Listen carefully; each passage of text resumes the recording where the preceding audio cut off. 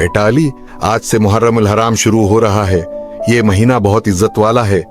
दादा अबू, मुहर्रम में ऐसा क्या खास होता है?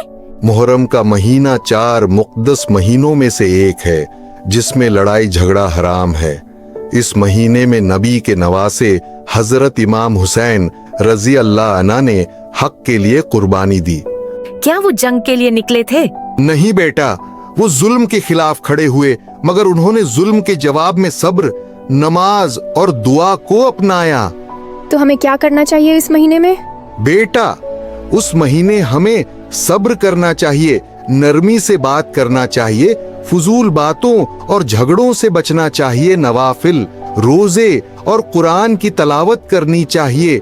इमाम हुसैन की कुर्बानी को याद रखते हुए जुल्म के खिलाफ हक का साथ देना चाहिए। हम सब मुहर्रम में हर रोज एक नेक अमल करेंगे, दुआ, सच्चाई, किसी को माफ करना, और रोजाना एक आयत या हदीस याद करेंगे, और किसी को तकलीफ नहीं देंगे। अल्लाह तुम सबको इमाम हुसैन जैसे सब्र, हिम्मत और सच्चाई पर कायम रखे।